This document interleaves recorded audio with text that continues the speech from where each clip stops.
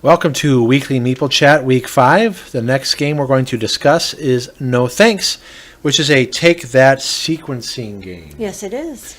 And so let's take a look at the stats here. Okay. It came out in 2004. It's ages 8 and up, 3 to 5 players. It takes about 20 minutes to play. BGG rating is a 7 out of 10. Overall rank 391 out of over 15,000. And its family rank is 78 out of over 1,600 family games. So this is a very popular game on Board Game Geek. I can see why. It's fun.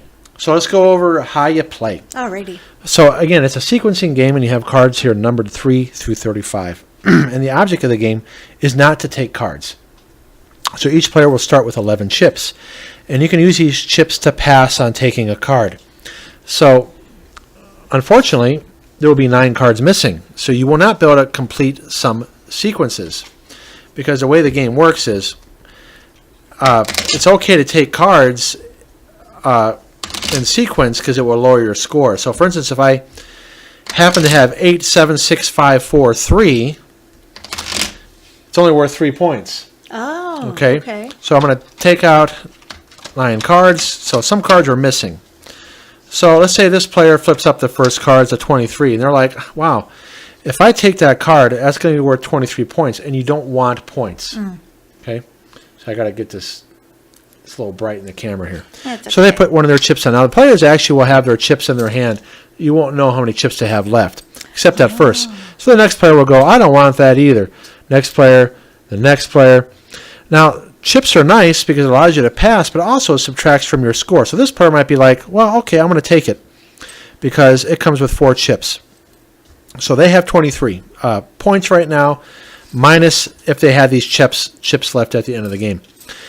So the next card is flipped up by the same player who got the last card. So they would pick this one, 11. Wow, gee whiz. If I take 23 and 11, I don't think I can sequence these together.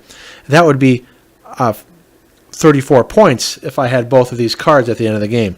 So they might pass, and this person would be like, well, that's not too bad. I'll take an 11 because I'm going to have to take a card someday. Oh, 12. So here's the strategy of this game. This person doesn't need that 12. If they were to take it, it would make a sequence, and it would still be worth only 11 points. So they might say, well, you know what? I'm not going to take it. I want to make someone else take it.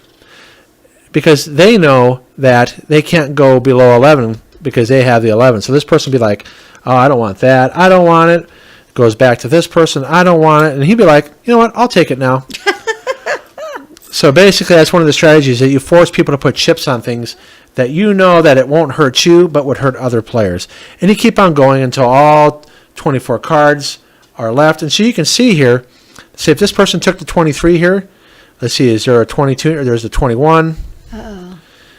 So they would not have known that the 22 is missing. Oh, shoot. So let's say they did take this hoping that the 22 would come up. Well, it would not come up in this game. So they would end up having 23 plus 20 points if they took these 3 cards. 43 minus the chips that they have. So they might end up losing if they're hoping that the 22 would come up. So let's take a look at the playback here. Okay. I didn't play this one.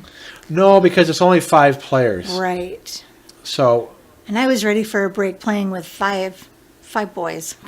So here we go. I'm flipping up the first card. I'm going first. Now we're playing with our chips shown just in the beginning here for the playback. So I took that right away. I was okay with taking the 5 card. But I did not want the 14.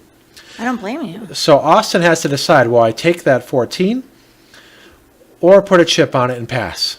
Oh, okay. So he's taking he's never played this, so he was trying to figure out what to do, right? So Brandon has to decide, do I take it or put a chip in? Right. I think he's asking you a question, too. Well, again, they're playing, Brandon and Austin are playing for the first time. Right. Yeah, our boys have played this I don't know, a couple times at least. Yeah, they've played it a few times. Again, it's good to play with more players. Okay, so David decides to take it, and he ended up winning. Yeah, he is so sly. All right, so David does not want that card. Neither did Eddie. It's a 22. So again, people are going to decide whether or not to take it or put a chip and pass. So it's back to David. Now, if you run out of chips, you're done, right? Right, I didn't say that. If you run out of chips, you must take a card if you can't pass. Oh, you must take it. Okay, I thought maybe you're out of the game, but you're not. So I'm explaining that there's 9 cards missing. Mm-hmm. Eddie. He took a 23. And there's an 18 that's come up. So he thinks he's going to be able to make a little run for it. So what I'm looking up here is I forgot that you could hide your chips. Yeah, I couldn't remember that. I was in the area when you guys were playing. I just didn't remember if we did that or not. Eddie decided to take it, hoping he can sequence 23 to 18. Correct. So let's move on to what happens in the game here. Oh, there's your card. So look, Brandon's not doing too well. Look at all those cards he has. Austin has a nice sequence there. He did pretty where well. 24 is the least. I, on the other hand, I'm going to get messed over here. I'm doing really well. I have 28 plus 3. I actually have a very low score. Oh, you do. But because I'm running out of chips, they're going to force me to take something here. Oh, yeah. So watch what happens. They know I'm almost out of chips. So my son's laughing at me. David Jr. is so funny. Yeah, so now I just went up from a possible 31 points to, and I was able to get the 15 next. 31 plus 15, 46 points. Oh my gosh. Look at him. He is still laughing. He's still laughing. So that was the last card. So I got screwed there. Oh, you did. And David's going to end up winning. Because he has all those chips, too. Yeah, he had a ton of chips and only, see here, 13 plus 35. He had 48, but he has a ton of chips. Oh, yeah. That kid is so sneaky. Yeah. Look at it. He is just loving it. Yeah, he's laughing because he still enjoys the fact that he forced me to take those cards. Oh, my goodness. She's such a stinker. Well, anyways, this is why we play games like this with casual players. Yes. Let's take a look at how we rated this. Okay. I have to admit, I actually had to look up again the game. I had to watch the playback because I didn't remember. It's been a while since I've played it. But it is a good push your luck game. It's pretty fast. It is definitely best with, at least the full 5 players is the best. It is very fun, as you could see, made all the kids laugh. Good player interaction, and it can get a bit frustrating trying to get the least points. David just pointed that out. Here he was thinking, oh, I got this made. He's cruising, and all of a sudden, boom, he gets hit, and there it goes. Well, see, for me, though, that's what I like is that you can have surprises like that. So let's take a look at how I rated it. Yes. So it does teach probability and logic. I played this with my gifted and talented students as well. And there's definitely some strategy in terms of when you pass and take cards. So more players better. There really is no theme. It's just a straight up math logic game. Right. Now, because it is a card game, there is some luck. So you can, benefit or get hurt by it. But like I said, one reason why we're showing these games is because it's great to play for casual gamers, and it's like a party type game atmosphere. Exactly. So let's see how we rated it. Okay.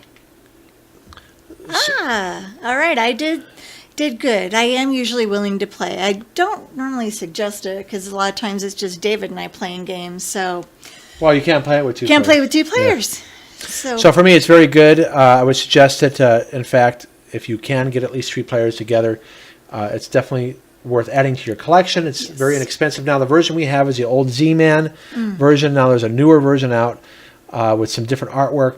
And I think they try to put a theme on it. I haven't seen it to know if it's successful or not. But the one we have is basically a straight up, numeral game. I like ours. All right, so that is No Thanks. And we have one more game to do this week. All right. And so we'll see you on the next segment. Woo!